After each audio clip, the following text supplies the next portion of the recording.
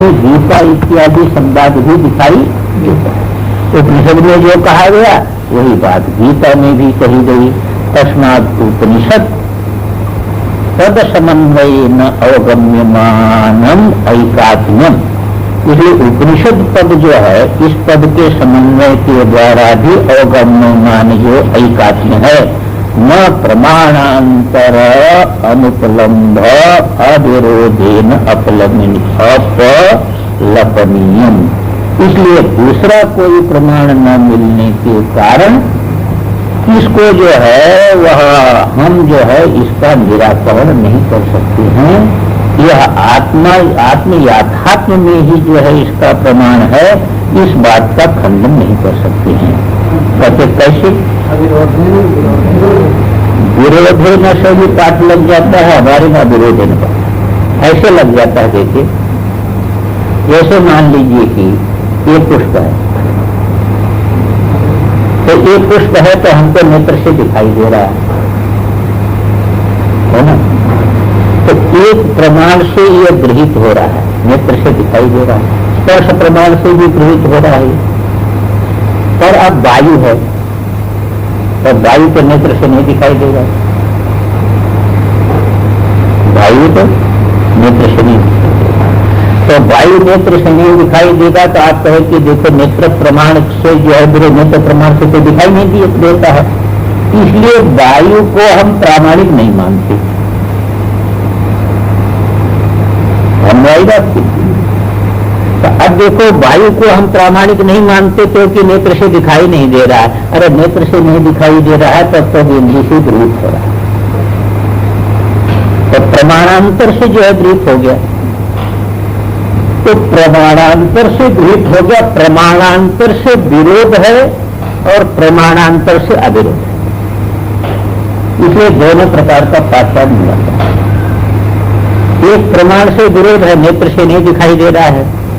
इसी प्रकार तुम्हारा जो है कर्म प्रमाण से, वहां के प्रकरण के प्रमाण से जो है वह इसका जो है अर्थ वहां पर नहीं बन रहा है।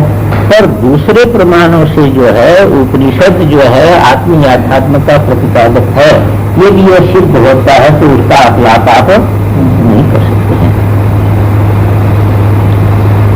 इसलिए दोनों मान लेते हैं। यथा इसी को कहते यथा इंद्रियांतरेण अनवगम्यमानमपि रूपम। जैसे दूसरे इंद्रिय के द्वारा, स्पर्श इंद्रिय के द्वारा रूप को हम नहीं जान सकते, घ्राण इंद्रिय के द्वारा रूप को नहीं जान सकते हैं। तो इंद्रियांतरेण अनवगम्यमानमपि रूपम चक्षुषा अवगम्यमानम। चक्षु के द्वारा जाना हुआ न अपहन्यते, उसका अपहनन नहीं किया जा सकता है। तथा एकात्ममपि न अपहनवार्हम्। इसलिए जो है आत्मा की एकत्व का जो निरूपण है वह कर्म के साथ जो है कर्म विषय प्रमाण विधि इत्यादि प्रमाण नहीं मिलता है, तो इतने मात्र से उसका हम अपलाप नहीं कर सकते हैं, क्योंकि दूसरे प्रमाण के द्वारा उसको जाना जाता है।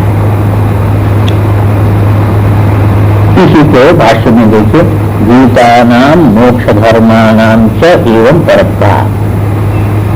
गीता जो मोक्ष धर्म वाला कथन करने वाले जो गीता है वह भी आत्मा के याथात्म का ही जो है वह वर्णन करता है, तत्परक है। तस्माद आत्मनो अनेकत्व कर्तृत्व भोक्तृत्व आदि च अशुद्धत्व अपापविद्धत्व आदि च उपादाय लोक बुद्धि सिद्धम कर्माणि विहितानि। अब एक शंका यहाँ पर उत्पन्न करते, यहाँ तक तो क्या कर दिया, आत्मा के कर्म शेषत्व का निराकरण कर दिया। आत्मा कर्म शेष नहीं है। अब ये कहते हैं कि आत्मा यदि शुद्ध बुद्धि मुक्त स्वभाव एक है, तो जो इतनी जो है शास्त्र में जो विधियां आती हैं कि यावत जीवन अग्निहोत्रम जो याद इत्यादि कर्म विधियां हैं, ये कर्म विधियां फिर कहे के लिए है? ये भी तो शास्त्र है ना। आत्मा तो शुद्ध बुद्धि मुक्त स्वभाव है, उसका तो किसी कर्म से संबंध नहीं है, तो कर्म की विधि आखिर काहे के लिए? तब इसके लिए कहते हैं कि आत्मनो अनेकत्व कर्तृत्व भोक्तृत्व आदि के अशुद्धत्व पाप विद्धत्व आदि के उपादाय। जब हम आत्मा को कर्ता मानते हैं, भोक्ता मानते हैं, अशुद्ध मानते हैं, पापी मानते हैं, इन सब को लेकर लोक बुद्धि सिद्धम कर्माणि विहितानि, ये लोक बुद्धि, लोग क्या मानते और आत्मा को कर्ता तो मानते हैं, भोक्ता भी मानते हैं और कहते बड़ा पाप किया मैंने, मैं पापी हूँ, पापो हम पाप करना है। ऐसा जो लोक बुद्धि से सिद्ध जो है वह कर्म, उस कर्मों का विधान किया जाता है। लोक सिद्ध जो ये जीवत्व है उस जीव के लिए फिर शास्त्र बताता है कि तुम ऐसा कर्म करो तो स्वर्ग जाओगे, ऐसा कर्म करोगे तो नरक जाओगे। कर्माणि विहितानि ये ही कर्मफलेन अर्थी दृष्टेन ब्रह्मवर्चसादिना अदृष्टेन स्वर्गादिना च द्विजातिरहं न काणपुज्यत्वादि अनधिकार प्रयोजक धर्मवान इति आत्मानं मन्यते सो अधिक्रियते कर्मसु इति अधिकार विदो वदन्ति। अधिकार वेदता लोग ऐसा कहते हैं कर्म में किनका अधिकार है, वैदिक कर्म में किनका अधिकार है, वो उस कर्म से फल की इच्छा करता है। पहले मैं यहाँ पर जो है यज्ञ करूंगा, उसका फल स्वर्ग हमको प्राप्त होगा, तो कर्म फलेन अर्थी, कर्म फल का प्रयोजन वाला है। दो प्रकार का फल होता है, एक दृष्ट फल होता है, एक अदृष्ट फल होता है। इस लोक में सम्मान आदि जो है, तेजस्विता इत्यादि, धनी इत्यादि दृष्ट फल है, और परलोक में स्वर्ग इत्यादि जो है वह अदृष्ट फल है। इसीलिए को कहा दृष्टेन च ब्रह्म वर्चसादिन, दृष्ट फल है ब्रह्म वर्चस इत्यादि। सबसे बड़ा फल है इस लोक का ब्रह्म वर्चस। उसको जो है वह वेद का ज्ञान है, वेद के समान आचरण करता है, तो एक वैदिक कर्मों का तेज होता है, उस तेज का नाम है ब्रह्म वर्चस। तो ब्रह्म वर्चस फल चाहता है, अदृष्टेन स्वर्गादिना च, अदृष्ट स्वर्ग फल चाहता है। कहते तुम फल तो चाहते हो पर तुमको अधिकार है यज्ञ करने का नहीं है, तो कहता द्विजाति राम, मैं ब्राह्मण हूँ, क्षत्रिय हूँ, वैश्य हूँ, यज्ञ वेद संस्कार मेरा हुआ है, मैं द्विजाति हूँ। अब यज्ञ आदि में एक और विधान है शास्त्रीय कर्मों में, अंगहीन नहीं होना चाहिए। अंगहीन जो है वह कर्म के अधिकारी नहीं होता है, भजन का अधिकारी हो जाता है पर वैदिक कर्म का अधिकारी नहीं होता है। इसलिए वो कहता है कि न कान पूज्यत्वादि अनधिकार प्रयोजक धर्मवान, मैं पाना नहीं हूँ, लूला नहीं हूँ, जो है जो अनधिकार प्रयोजक जो है वह धर्म है उस वाला मैं नहीं हूँ। ये आत्मान मन्यते, ऐसा जो अपने को मानता है सो अधिकृत कर्म से वह यज्ञादि कर्म में अधिकारी बन जाता है, वही यज्ञादि कर्म का अधिकारी बनता है। इति अधिकार विदो वदन्ति, ऐसा जो है अधिकार वेदता लोग जो है इस प्रकार का जानते हैं। गीता नाम के बाद जो है वह थोड़ी आनंदगिरी की तरह देखो, समम सर्वेषु भूतेषु तिष्ठन्तं परमेश्वरम विनश्यत्सो अविनश्यन्तं यः पश्यति स पश्यति इत्यादि गीता नाम, जो भाष्य में था ना, गीता नाम मोक्ष धर्म है। गीता कहती है कि जो सभी भूतों में एक रहने वाला परमेश्वर को जानता है, ऐसा जानता है विनश्यति, ये सभी भूत तो जो है नाश वाले हैं, इसमें एक ऐसा तत्व है जो नाश को प्राप्त नहीं होता है, उसको जो देखता है वास्तव में वही देखता है। जो ये आकृति नाम रूप को देखता है वो वास्तव में नहीं देखता है, चित्र देखने वाला वास्तव में नहीं देखता है, पर्दा देखने वाला वास्तव में देखता है। इसी प्रकार जो है जो एक परमात्मा को देखता है वही वास्तव में देखता है। एक एव भूतात्मा भूते भूते व्यवस्थित एकदा बहुधा चैव दृश्यते जल चंद्र, ये दूसरे जगह का है कि एक ही जो है वह परमात्मा जो है संपूर्ण भूतों में व्यवस्थित है। जैसे एक ही जो है वह चंद्रमा जल के तमाम घड़े रख दीजिए तो सभी में दिखाई देता है, इसी प्रकार सभी में एक चेतन परमात्मा दिखाई देता है। इत्यादि मोक्ष शास्त्राणाम च एकात्म परत्वा, ये सभी मोक्ष शास्त्र जो है एक आत्मा का प्रतिपादक होने से, यदि एकादृशम आत्म तत्व, यदि कहो कि ऐसा आत्म तत्व है तर ही निरधिकारी, तब तो कोई कर्मकांड का अधिकारी हुआ ही नहीं, तो कर्मकांडम उच्छेदित, तो फिर कर्मकांड का उच्छेद हो जाएगा। इतना आशंकनीय, ऐसी भी आशंका नहीं करना चाहिए। क्यों? ये तस्मात, वही जो भाष्य में आया, ये तस्मात आत्मनो अनेकत्व कर्तृत्व इत्यादि कि औपनिषद याथात्म विज्ञानवतः इष्यते एव कर्म कांड अप्रामाण्य। जो ज्ञानी है, जो एक आत्मा का दर्शन करने वाला है, उसका तो कर्म कांड उसके लिए अप्रामाण्य है, इसमें तो कोई जो है वह बाधा नहीं है। यथा न हिंसा सर्वभूतानि इति निषेध शास्त्रार्थ निश्चयवतः इष्यते एव शीनादि विद्य प्रामाण्य। देखो, वेद को समझने में बड़ी कठिनाई यही पड़ती है। वेद में कह दिया कि मां हिंसात सर्वभूतानि, न हिंसात सर्वभूतानि, किसी प्राणी की हिंसा न करें। और एक उसमें शेन याग भी आता है कि शत्रु को मारने के लिए इस प्रकार का प्रयोग करें। तब ये बताइए कि वेद के सिद्धांत में अंतर हो गया कि नहीं हुआ? नहीं, वो सिद्धांत है। पर जगत में व्यक्ति राग द्वेष वाला होता है, तो जो जिसका कोई शत्रु है, उस शत्रु को मारना चाहता है, वही शेन याग करेगा कि सभी शेन याग करेंगे? सभी शेन याग नहीं करेंगे। शेन याग के सभी अधिकारी नहीं है। जिसका कोई शत्रु है, वह द्वेष से क्रोध से पूर्ण है, तो शेन याग करेगा। तो शेन याग यद्यप वेद में कहा गया है, पर उसका अधिकारी कौन होगा? तो राग द्वेषवान जो होगा वही अधिकारी। इसी प्रकार जो है, जो कर्म का फल चाहता है इस लोक में परलोक में, वही कर्मकांड का अधिकारी होगा।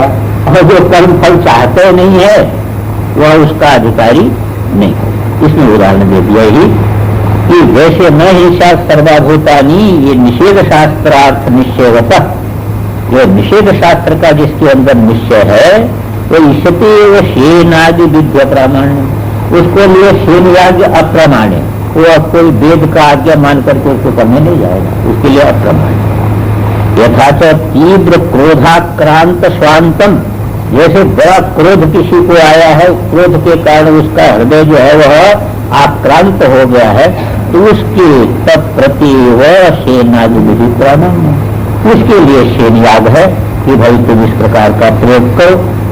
तथा मिथ्यात्मदर्शिनम प्रति, जो मिथ्या आत्मादर्शी है, जो अपने को शरीर से संबंधी मानता है, व्यापक एक आत्मा नहीं जानता है, उसके लिए कर्मविधि प्रामाण्यम, कर्म विधि का प्रमाण उसी के लिए है।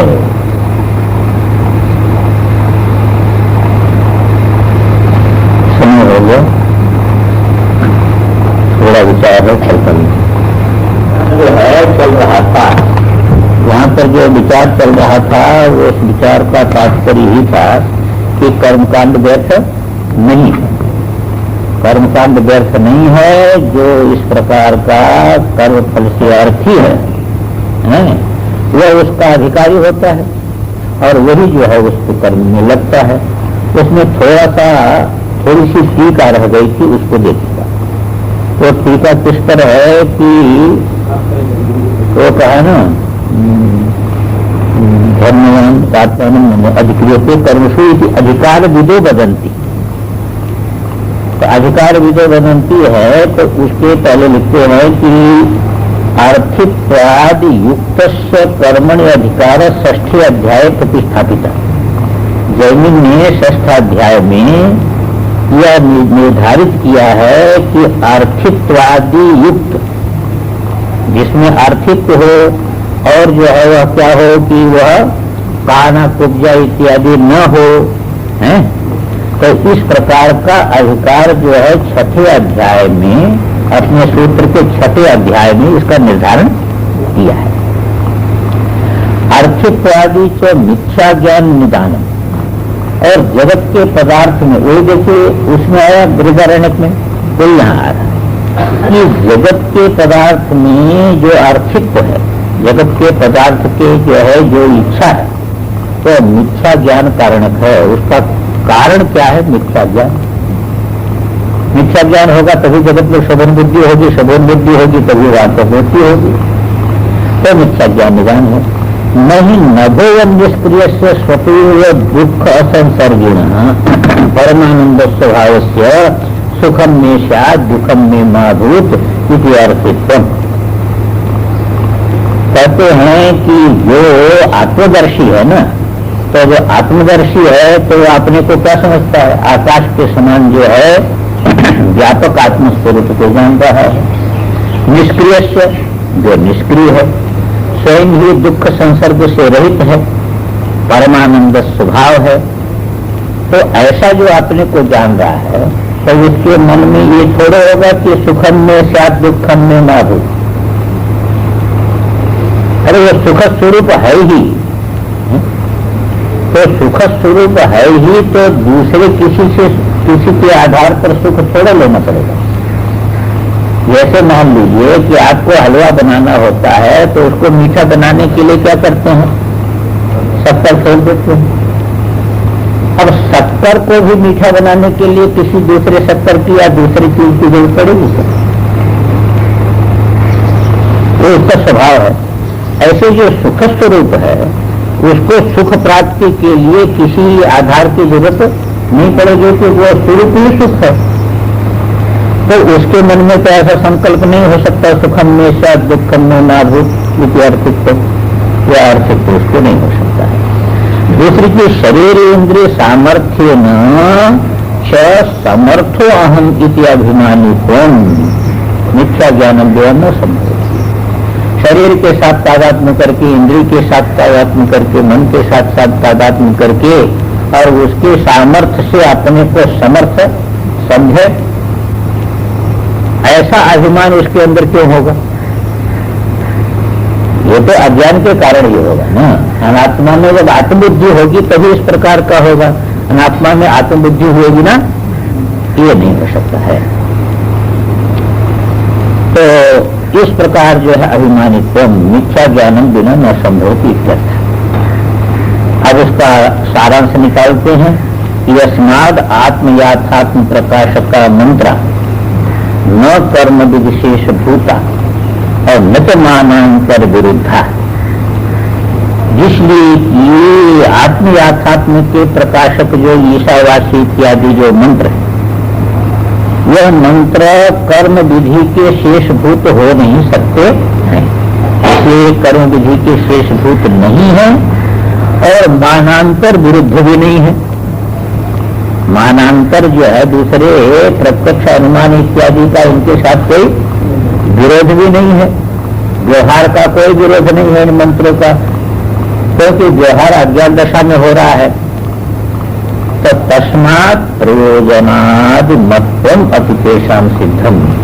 इसलिए ये मंत्र अपना विशिष्ट प्रयोजन भी रखते हैं, कर्म शेष नहीं है, विशिष्ट प्रयोजन भी ये मंत्र रखते हैं। इसी को देखिए भाष्य में आप सब लोग देखेंगे। तस्मादेति मंत्रा आत्मनो याथात्म प्रकाशनेन आत्म विषयम स्वाभाविकम अज्ञानम निवर्तयन्तः शोक मोहादि संसार धर्म विच्छित्ति साधनम आत्मैकत्वादि विज्ञानम उत्पादयन्ति। जिसलिए ऐसा है, कैसा है कि कर्म शेष ये नहीं है और प्रमाणांतर का कोई विरोध भी नहीं है। इसलिए एते मंत्रा विज्ञानम उत्पादयन्ति। ये मंत्र अपना स्वतंत्र विज्ञान उत्पन्न करते हैं। कैसा विज्ञान उत्पन्न करते हैं कि वह विज्ञान उत्पन्न करते हैं आत्मैकत्वादि। आत्मा एक है, वह शुद्ध बुद्ध मुक्त स्वभाव है, उसमें किसी प्रकार के कर्म का संयोग नहीं है। ऐसा आत्मा आत्मैकत्वादि विज्ञानम उत्पादयन्ति। इसका कर्ता कौन है? ये तो मंत्र। कैसे विज्ञान उत्पन्न करते हैं? तो कहते विज्ञान ऐसे उत्पन्न करते आत्म में यथात्म प्रकाशनेन, आत्मा के यथार्थ स्वरूप के प्रकाशन के द्वारा। आत्मा का यथार्थ स्वरूप इसको ज्ञात नहीं है, तो आत्मा के यथार्थ स्वरूप के प्रकाशन के द्वारा आत्म विषय में स्वाभाविकम अज्ञान निवर्तयन्त। आत्मा के विषय में जो नैसर्गिक इसमें अज्ञान है, स्वाभाविक इसमें अज्ञान है। वो जानता है कि मैं यही हूँ, मैं देवदत्त हूँ, ये मेरा घर है, ये मेरे माता हैं, ये मेरे पिता हैं, मैं ब्राह्मण हूँ, क्षत्रिय हूँ, मुझे ये कर्म करना है। ये जो है वह नैसर्गिक जो है वह इस प्रकार का जो दोष है, ऐसा अज्ञान है, उसको निवर्तित करता है। कौन निवर्तित करता है? यही मंत्र है। तो कैसे निवर्तित करता है कि आत्मन याथात्म प्रकाशन में, आत्मा के याथात्म स्वरूप के प्रकाशन के द्वारा। अच्छा, उसका फल क्या होता है? शोक मोहादि संसार धर्म विक्षिप्ति साधनम। तो शोक मोहादि जो संसार धर्म है, इसके विक्षिप्ति का साधन जो आत्मिक विज्ञान, इस विज्ञान को उत्पादयंती उत्पन्न करते हैं, अज्ञान को निवर्तित करते हैं। इत्येवं उक्ताधिकारी अभिधीय संबंध प्रयोजनान मंत्रान संक्षेप के व्याख्या। भाष्यकार भगवान सब जगह लिखते संक्षेप के व्याख्या से, संक्षेप से ही व्याख्यान करते हैं। विस्तार से करे तो फिर जो है, कोई कहते हैं कि इसलिए संक्षेप करते भाष्यकार भगवान क्योंकि वो वृत्ति को तो जो है बहुत विस्तार से इन पर भाष्य लिखा है, वृत्ति लिखी। तो भाष्यकार भगवान उतनी विस्तार से वो सबका वही उत्तर देना उनको नहीं है, संक्षेप से तात्पर्य निर्धारण करना है। इसलिए संक्षेपता जो है वह व्याख्या। उक्त अधिकारी, अधिकारी कौन है? इसका अधिकारी है कि जिसको साध्य साधन से वैराग्य हो गया ब्रह्मलोक पर्यंत, वो है अधिकारी। और अभिधेय क्या है? इसका विषय क्या है? ब्रह्मात्मिकत्व, यह विषय। संबंध क्या है? ग्रंथ का जो है वह विद्या के साथ प्रतिपाद्य प्रतिपादक भाव संबंध है। इसी को लेकर के भाष्यकार भगवान ने कहा था कि उपनिषद का मुख्य अर्थ ब्रह्म विद्या है, और यह ग्रंथ भी जो है जिसलिए ब्रह्म विद्या का जनक है, इसलिए इसको भी कहते हैं कि संबंध हो गया। प्रयोजन क्या है? अज्ञान की निवृत्ति, कारण सहित संसार की निवृत्ति, परमानंद की प्राप्ति, ये हो गया उसका प्रयोजन। तो ऐसा प्रयोजन वाले जो ये मंत्र हैं, इन मंत्रों को संक्षेप से हम व्याख्यान करते हैं। तो यहाँ तक ये उत्तर हो गया कि जो उसने शंका जो है ये उत्पन्न किया था कि जिसलिए कर्म से संबंधी है यह, इसलिए इसका कोई अलग अनुबंध चतुष्टय है नहीं, इसलिए इसका व्याख्यान नहीं करना चाहिए।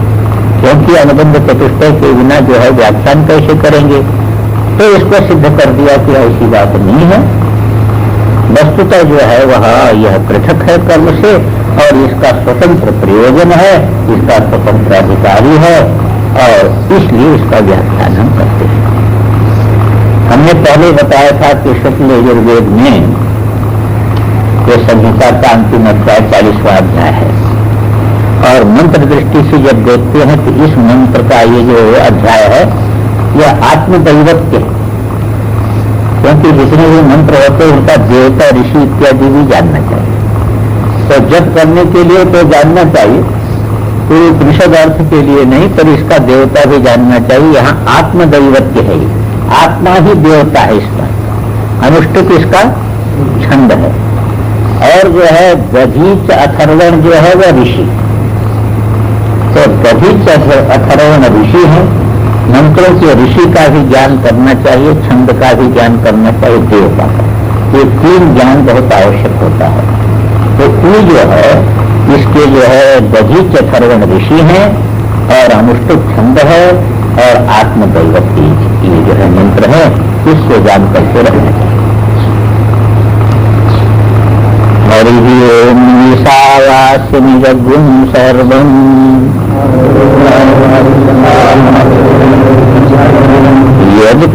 यत्किंच जगत्यां जगत्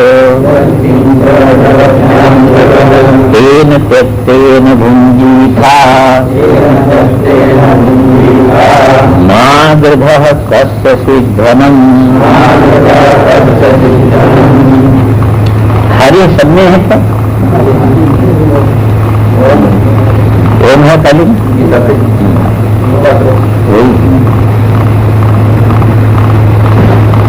हालांकि जो है वह भाष्यकार भगवान कहीं इन प्रतीकों को लेते नहीं, इसलिए अब मंत्र है तो मंत्र के पहले ओम लगा दिया जाता है। और संहिता पाठ में ईशावास्य में जब गुण कर दो मंत्र होने के कारण उसके पहले ओम का उच्चारण हम करते हैं और मूल पाठ में ओम नहीं है। नहीं तो भाष्यकार भगवान कहीं न कहीं किसी रूप में लेते। हम मूल से पहले अर्थ देखें कि ईशा शब्द है। ईशा एक ईशा ईश्वरीय धातु है। ईश धातु किस अर्थ में है? ऐश्वर्य अर्थ में भी है, शासन अर्थ में भी। वैसे ईश ऐश्वर्य ऐसा ही पाठ है तो अदादी का है। कहाँ का है? अदादी का है। इष्टे रूप बनता है।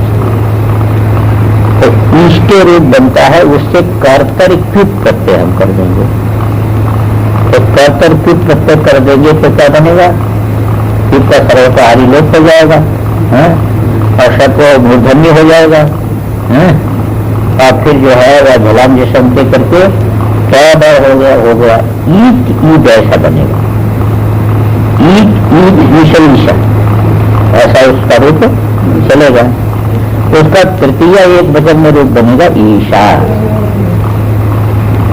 तृतीय एक वचन में रूप बनेगा ईशा। ईश्वर के द्वारा इदम सर्वम वास्यम,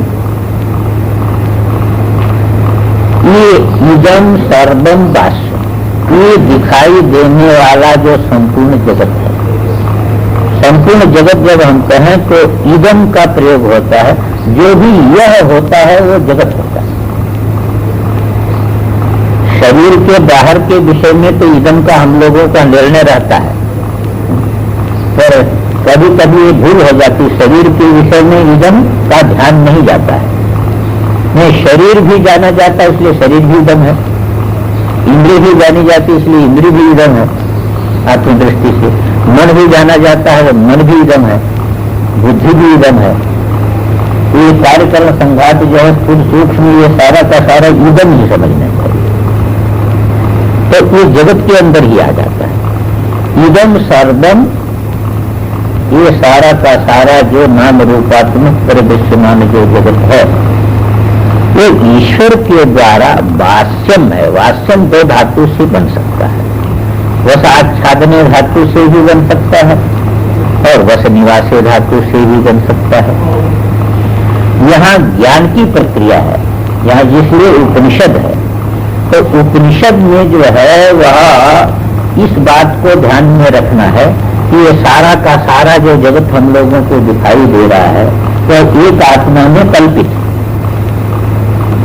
एक आत्म तत्व में यह ऐसे ही कल्पित है जैसे रज्जु में सर्प कल्पित होता है। तो इस आकृति के द्वारा जो आत्म पर्दा है वो आत्म पर्दा जो है आच्छादित के समान हो रहा है। यद्यपि जो है आच्छादित तो नहीं हो सकता पर्दा। पर्दा को देखे बिना जो है आप चित्र नहीं देख सकते उस पर्दा। पर जिस समय चित्र हम देखने लगते हैं उस समय पर्दे का ज्ञान नहीं, पर्दा आच्छादित के समान हो जाता है। जिस समय आभूषण हम देखने लगते हैं उस समय स्वर्ण आच्छादित के समान हो जाता है आभूषण की आकृति जैसे। दीपावली के समय बनाते हैं शक्कर का तमाम खिलौना जो है देवता असुर पशु पक्षी सब बनाते हैं।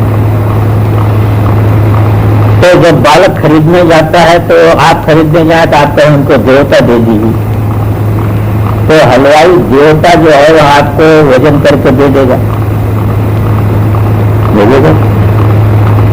तो आपको भी देवता दिखता है और शक्कर दिखती है, और हलवाई को भी देवता की आकृति दिखती है और शक्कर दिखती है।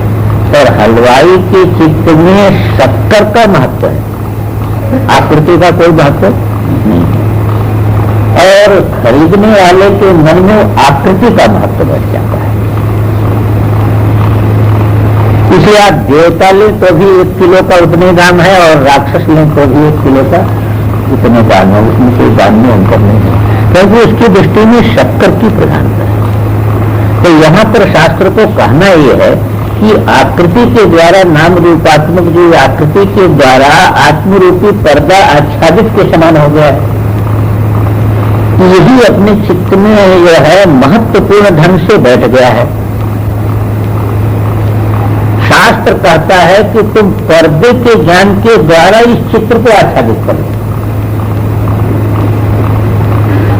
जब पर्दे का ज्ञान, जब स्वर्ण का ज्ञान उत्पन्न होगा तो उसमें जब हमारी बुद्धि टिक जाए तो फिर आकृति आच्छादित हो जाए। इसलिए वश आच्छादने यही अर्थ भाष्यकार भगवान लेते हैं। शंकराचार्य भगवान जो है वह वश आच्छादने लेते हैं कि आच्छादनीय, आच्छादित करना चाहिए। तो आच्छादित करना ऐसा मतलब नहीं है कि जैसे आप कपड़े से ढक दीजिए इसको तो भी आच्छादित हो गया, ऐसा आच्छादन यहाँ नहीं है, क्योंकि कपड़े के ढक देने मात्र से ये वस्तु नहीं समाप्त होगी। यहाँ पर आच्छादन इस प्रकार का है कि अधिष्ठान के ज्ञान के द्वारा कल्पित जो है, कल्पित का जो सत्यत्व है वह सत्यत्व बाधित हो जाना चाहिए। तो आच्छादन का तात्पर्य यहाँ पर बाधा ही होता है, ये नाम रूप में जो सत्यत्व है ये सत्यत्व बाधित हो जाना चाहिए, और यह तभी होगा कि जब जो है अधिष्ठान का ज्ञान हो। तो ये स्वाभाविक पहले अनुवाद रूप ये है कि ये सारा का सारा जगत है, और उसको जो है आच्छादित किससे करना है? ईश्वर तत्व से करना है। ईश्वर तत्व से, ईश्वर तत्व यहाँ पर जो है वह कोई शासन करने वाले का ऐसा नहीं, उसकी सत्ता का जो ज्ञान है, सत्ता के प्राप्त से एक कल्पित का जो है वह सत्यत्व को बाधित कर देना है, ये इसका तात्पर्य निकलेगा। अब उसी इदम शब्दम का और भी अर्थ करते हैं, इसी का जरा विस्तार करते हैं, क्योंकि इदम शब्दम से मालूम होता है जो ये सामने दिखाई देता है इतने, पर जगत का इतना विस्तार है कि आपको दिखाई भी नहीं देता है, आप जानते भी नहीं है, ऐसा भी जगत है। इसलिए कह दिया यत् किंच जगत्याम जगत, जो कुछ भी जो है इस ब्रह्मांड कटाह में जो है अथवा माया भूमि में भेद दर्शन में जो कुछ भी जगत हो सकता है, तो सबका सब जो है वो ईश्वर तत्व से आच्छादित करना है, ईश्वर तत्व से उसको बात करना है। तो इस प्रकार का भाष्यकार भगवान अर्थ लेते हैं। अब एक चीज ये रह गई कि हम विवेक जब करते हैं तो विवेक से तो उस समय आच्छादित मालूम होता है। जब ऐसा सोचते हैं कि आत्म पर्दा पर सारा का सारा नाम रूपात्मक चित्र दिखाई दे रहा है, तो आत्मा से अतिरिक्त नहीं है, उस समय तो यही मालूम होता है कि एक आत्मा से अतिरिक्त कुछ भी नहीं है, दिखाई भले ही दे रहा है पर है नहीं। पर फिर जब व्यवहार दशा में आते हैं तो इस बात को, ये बात विस्मृति में आ जाती है। इसलिए जो है इसका अभ्यास करना चाहिए। इसके लिए कहते हैं तेन त्यक्तेन भुंजीथा। ये जो प्रसिद्ध त्याग है, ये जो है वह आत्म विषय ज्ञान से नाम रूपात्मक जगत का जो त्याग है, ये प्रसिद्ध जो त्याग है, इस त्याग के द्वारा भुंजी था। भुज धातु है पालन अव्यवहार, भोजन करना और पालन करना। यहाँ पर जो है भाष्यकार भगवान अर्थ लेंगे पालन कर। भुंजीथा का अर्थ पालन करना नहीं, अपनी आत्म दृष्टि का पालन करना चाहिए। किसके द्वारा पालन करना चाहिए? कि ये जो नाम रूपात्मक भेद दृष्टि के तिरस्कार पूर्वक, भेद दृष्टि के तिरस्कार से भेद दृष्टि का जो त्याग है, इस त्याग के द्वारा ये प्रसिद्ध जो है नाम रूपात्मक जगत का मिथ्यात्व पूर्वक जो त्याग है, इस त्याग के द्वारा क्या करे, आत्मबुद्धि का पालन करे। यहां पर एक शंका ये होती है कि जब हम लोक में पढ़ते हैं भुंजीठा, तो भगवानों ने एक सूत्र है, वो कहता है भोग अर्थ में आत्मनेपद ही ये धातु होता है। भोग अर्थ में आत्मनेपद होगा और पालन अर्थ में आत्मनेपद नहीं होगा, परस्मैपद होगा। और यहाँ आत्मनेपद का प्रयोग है, तो यहाँ भोग अर्थ ही लेना चाहिए, पालन अर्थ नहीं लेना चाहिए। इसलिए बहुत आचार्यों ने इसका भोग अर्थ भी लिया, यानी अद्वैत के आचार्य लोगों ने भी भोग अर्थ जो है वह लिया कई प्रकार से। यानी जो है वह तत्व जो जगत है ना, तत्व जगत के द्वारा ईश्वर तत्व साक्षात लक्षणम जो है भोजनम कुरिया, ऐसा शंकराचार्य जी अर्थ कर देते। ईश्वर तत्व जो है वह ईश्वर तत्व साक्षात लक्षण रूपी जो है वह अनुभव हो। भाष्यकार भगवान ने यहाँ पालन अर्थ लिया कि आत्मबुद्धि का पालन, और उसका तात्पर्य क्या निकलेगा, तात्पर्य यही निकलेगा कि तत्तिरस्कार पूर्वक तो बारंबार भेद बुद्धि हो जाती है। इस भेद बुद्धि के तिरस्कार पूर्वक इसके त्याग के द्वारा, इस त्याग हेतु जो आत्मबुद्धि है, परम जो है ये सारा का सारा आत्मा ही है, इसका जो है पालन करे, इसको सदा बना करके रखे। ये जो भूल जाता है बीच बीच में व्यवहार दशा में, ये भूलना नहीं चाहिए, यही इसका जो है वो पालन है। त्यक्तेन का अर्थ यहाँ पर त्यागेन भाष्यकार भगवान ने लिया। यद्यप त्यक्त का अर्थ जो है त्याग नहीं होता, त्याग भवंत है और एक त प्रत्यय है, ये है त प्रत्यय। तो त प्रत्यय जो है यहाँ पर भाव में त लीजिए यदि, तो फिर अर्थ बन जाता है। पर कर्म में त जो है वो सकर्मक धातु है, तो सकर्मक धातु से जो है कर्म में होगा, तो कर्म में होने से त्यक्त शब्द का अर्थ यहाँ पर नहीं लगेगा, क्योंकि त्यक्त के द्वारा पालन नहीं हो सकता। भाष्यकार भगवान यह युक्ति देते हैं कि जिसको हमने छोड़ दिया तो वह हमारे पालन से संबंधित नहीं बनेगा। इसलिए यहाँ पर त्यक्त का अर्थ त्याग है, भाव में प्रत्यय करके, त्यज धातु से भाव में प्रत्यय कर लिया और त्यक्त हो गया। भाव का अर्थ यह त्याग भी जो है भाव में है, घय प्रत्यय, तो इसलिए त्याग अर्थ लेकर के यहाँ पर अर्थ किया। भाष्य में इस पर और विचार कर लेंगे। अब इसमें बाधा क्या पड़ती है, पहले अनुभव में बैठा चाहिए, उपनिषद हमेशा अनुभव में बैठा नहीं चाहिए, आपके अनुभव की बात। बाधा क्या पड़ती है आपको, निरंतर जो है एक आत्मबुद्धि न होकर के भेद बुद्धि क्यों हो जाती है।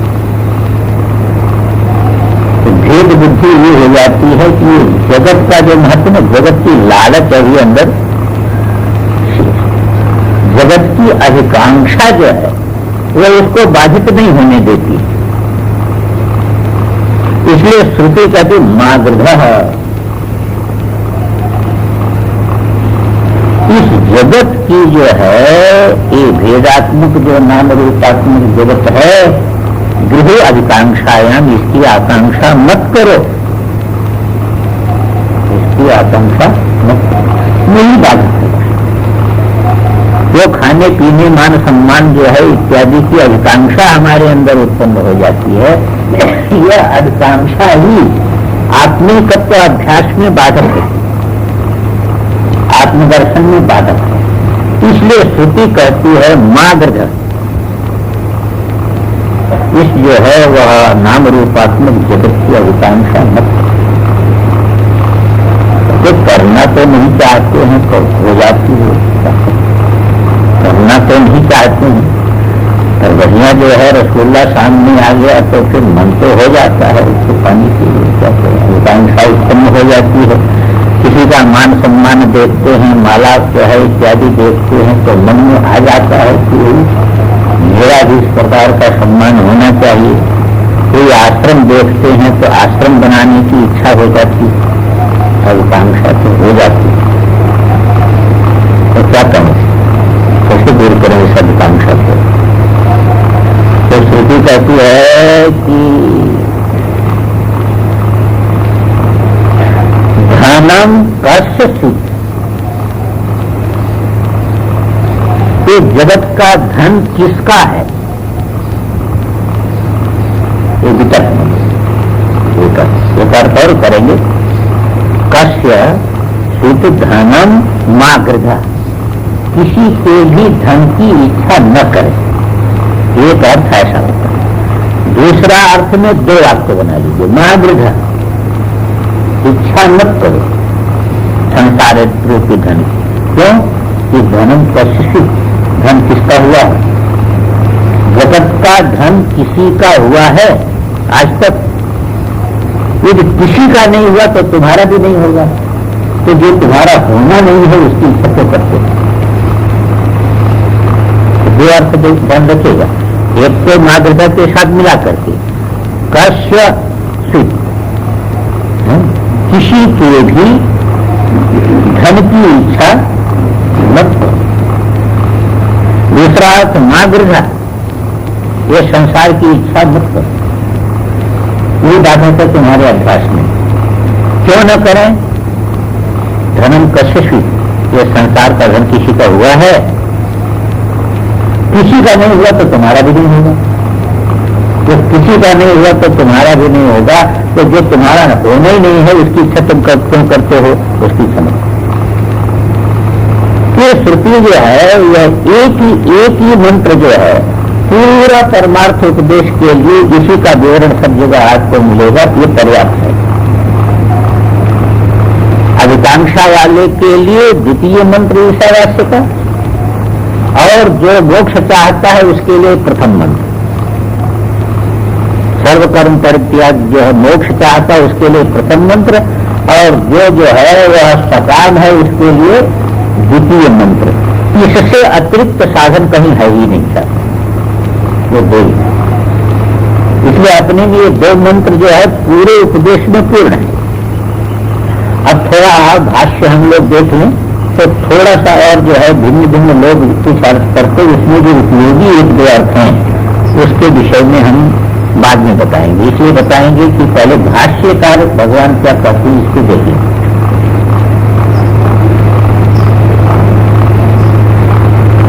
टीका थोड़े सी टीका ले लीजिए, नहीं भाष्य लीजिए।